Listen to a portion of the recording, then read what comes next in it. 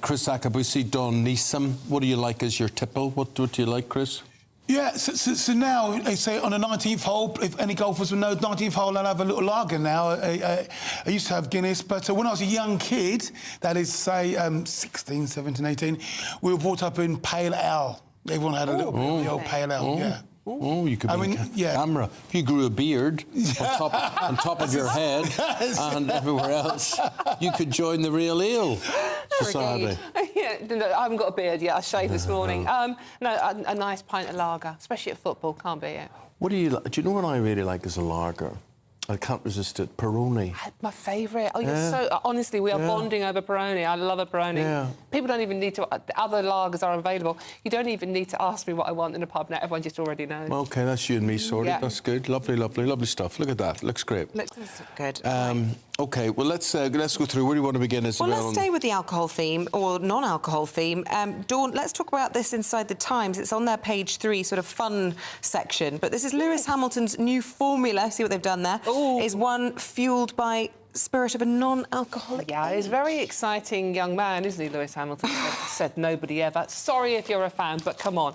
Yeah, he's the latest celebrity to cash in on the drink endorsement thing, but his are different. It's a spirit called Almave, but it's not a spirit. That's the twist. See, twist, and you see what I did there? Yeah, it's an alcohol-free tequila.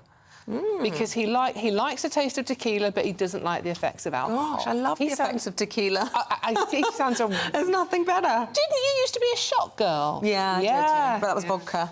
Yeah, that was last weekend, wasn't it, Isabel? But you know what? I kind of respect the growth of the non-alcoholic. You know, I've got a friend who works in a pub and he says at least half of the drinks that he sells now are non-alcoholic, which just blows my mind. But we know how many problems alcohol does cause in A&E, in domestic violence, in our own health, all the rest of it. Some of the we need a bit of a look at how much we drink as a nation. Some of the non-alcoholic lagers are actually quite good. They actually taste... That's the thing, you wouldn't necessarily... No, exactly right. They actually taste like lager. So if you want that refreshing...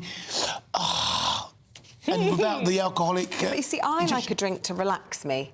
I don't like a drink for its taste. So someone says to me it tastes the same, but you don't get the effects. Well, I want the effects. So it could taste like poison to you, and you, as long as it did... Well, no, because my mum gave me a sherry yesterday and I nearly choked. I just thought it was the most revolting thing I've ever tried. But I like this effect of alcohol. A drink of alcohol relaxes me. That's I mean, everything in moderation, that's the thing. And, you know, obviously people do have... We were talking about addictions earlier on with Matthew Perry. But, I mean, if you have problems, then obviously they need to be looked at. But most people just use it sensibly, and everything has its place in moderation. Yeah. Chris, let's talk about the workplace and over 65s.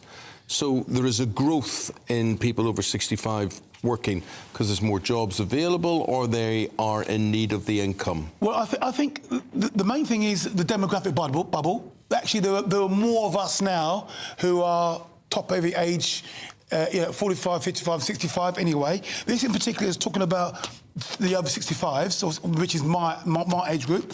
And 1 in 9 of us now are working. Out of choice, I would say, mostly because they're self-employed and part-time in the majority, which, again, is exactly me. I'm self-employed and I'm part-time. I do 50 days a year. It's great. It helps me with my lifestyle, pay my bills, and keeps my fingers in. 50 days a year, did you just say? Yeah, 50 days a year. But allows me to go and play golf and be with my children and my grandchildren, which is phenomenal. Whereas turn of millennium, it was 1 in 20, so 5% of us. Wow. So yeah, it's been a massive increase. But I suspect there is also a group of them who go because actually they need the income. The sense of the economy and the crisis means they have to go to work. A lot of people don't have the skills to be able to work to that. I mean, you think of a number of jobs. To be working over 65, you couldn't be on a nursing ward or driving an HGV. Well, this is and it depends what you're doing for a living. Obviously, if you're tarmacking roads or digging ditches, you can't carry on work. I mean, when you're sitting around in a nice, warm, comfortable studio, chatting like we are, working hard as journalists, you can carry on doing that. I was listening to this brilliant chap on the radio this morning. He was 82 and he was still flying planes. So, as a hobby. When I was a kid... That's fine as a hobby, but not as a job. No, he wasn't. I'm not sure it would be safe to carry people you know... You have to have a test every 2 years, evidently. Really? But the other thing with this story, the devil in the detail as well, is they've put the retirement age up to 66. Yeah. So, and that's going to carry on going up. So by the time you retire, Isabel, at 100. Well, probably not be able to retire. It's like everybody else. My fear would be money. That's why I would have to keep on working, I would think, because I would hate to run out of money at any stage. Yeah, but, sorry, just one more point on that. It just always, the story about older people working always makes me think about America and Trump versus Biden, and it just seems to me that both of them are too old. Absolutely. I do think you wouldn't want them in the classroom teaching your kids at that age. You wouldn't want them... I just think there has to be a point where someone says to them, I know your brain is... Right, well, my brain's now switched to the cinema. A monthly cinema trip could cut the risk of diabetes. We promised to talk about this.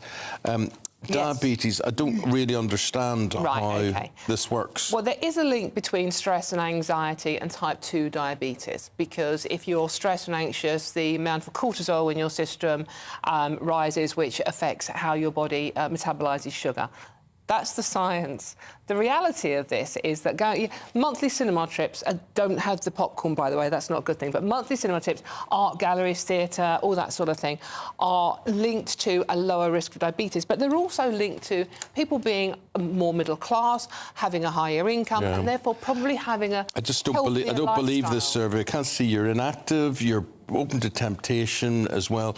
You're watching a film that probably will stress you because of its... What you do if you go to a fancy cinema is you get your feet up. And if you put your feet up for 20 minutes a day as a diabetic, it really helps because you get your feet above your heart. So you go to those really posh cinemas. Yes, yeah. And you can chill out. But can that you, might be good for would your feet?